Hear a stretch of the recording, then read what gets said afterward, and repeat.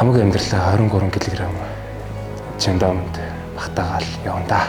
Усаа төлөөлөд явах тийм чадамжтай хүн бас тэнцсэн байна гэж манайхан бүгдээрээ баярлалаа. Хүний нутагт яг ингээд боловсрол эзэмшээд явхаас өмнө цэргийн үүргээ биелүүлчихэд явсан зүгээр юм байна. Ярилцлага болж явах өдөр нь бол бидэд чөлөө өгж явуулсан байгаа. Сайн байцгаана уу? Намайг Лавдор зөрөгт Чин Зөрөг гэдэг.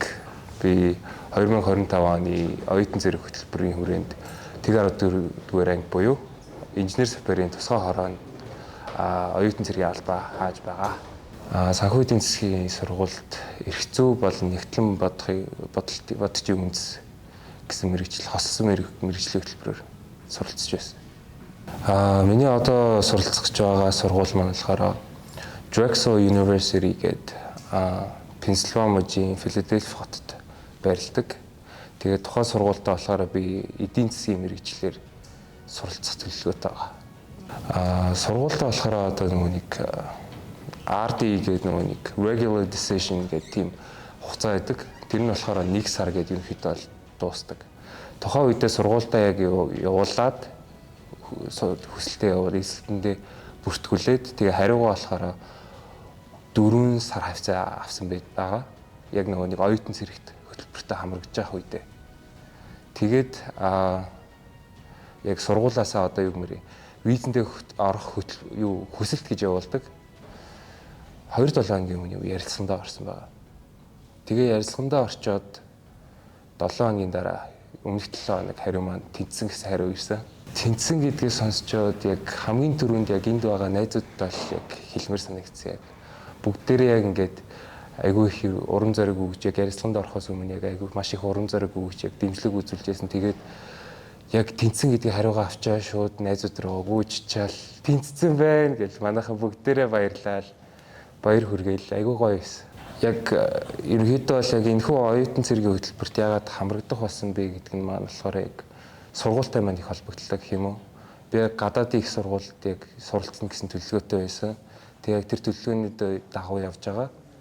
Яг хүний оронд хүний нутагт яг ингээд боловсрол эзэмшээд явхаас өмнө эх орондоо иргэнийхээ цэргийн үүргээ биелүүлчихэд явсан зүгээр юм байна гэдэг ерөнхийдөө бол төлөвлөгөөтэй байсан гэх юм уу. Тэгээ яг одоо яг тэр зорилгоо биелүүлэх гэж байгаадаа бол маш их баяртай байна. Ярилцлаганд орохоос өмнө ерөнхийдөө бол маш их сандралтай байсан гэх юм уу.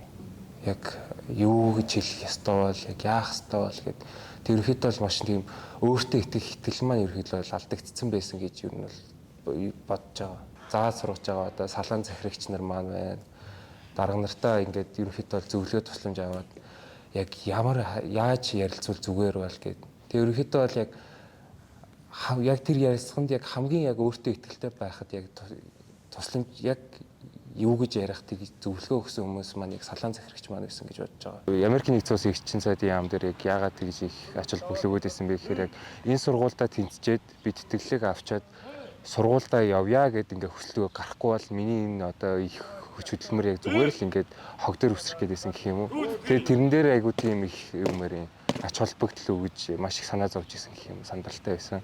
Тэгээ яг тэр мэдээгээс сонсчод яг явах боломжтой болсон байна гэдгээ сонсоол яг сэтгэл тайвшраал авсан. Өмнө нь бол би чинь соёлын ажилтан мэргэжилтэй соёл хүмүүжлийн офицераар гардаг байсан бол энэ жил анх удаа салаан захирагчаар гарсан.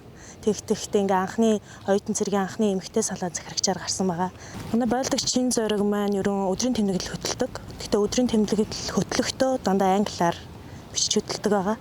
Тэгээд ерөнхийдөө өөрөө бол өөрийгөө илэрхийлэх чадвар сайтай, төлөвшил сайтай. Ярилцлага болж явах өдөр нь бол бидэд чөлөө өгж явуулсан байгаа. Тухайд аав ээжд нь хүлээлгэж өгөөд чөлөө өгөөд явуулсан. Тэгээ анх ирээд энэ баярт мэдээг сонсчингуудаа ротороо Чин Зөрөгтэй баяр хүргье гэд ротороо ухаалсан байгаа. Цэргүүд маань хуцаа цэргийн албаа агч маань ч гэсэн халагдах өдөр бол хамгийн хэцүү байдаг. Одоо бас л ойлгохтой бэлдээл байж байгаа гэх үү те. Манай гэр бүлийнх нь одоо маш их итгэжсэн. Зорилгоо биелүүлээд явж чадах байхаа гэдэг тийм хүлээлт байсан гэж бодож байгаа. Тангараа 8 сарын 14-нд байгаа.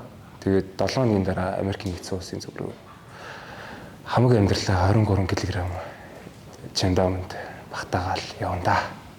Анх ирэхэд бол яг нэг тийм өөртөө итгэлгүй нэг тийм дуу цөөтэй байсан гэх юм уу. Тэгээд ирснээс хойш ирэхэд бол яг тийм хүрээлэлтэй уусаад тэгээд нэг тийм нээлттэй болсон юм санагдсан. Тэгээд яг хүний нутагт очиод ч гэсэн яг ингээд сэтгэл зүйчийн маань хэлснээр яг хүний нутагт очиод ч гэсэн чи өөрийгөө ингээд цэргийн алба хаасан гэдгээ хэлээд яг өөртөө ихтэйгээр өөрийгөө бусдад танилцуулаад улсаа төлөөлөд явах тийм чадамжтай хүн болсон шүү гэдэг яг тэрийг манд дурдсан яг юм үнний ортой байсан юм уу гэж бодож байна.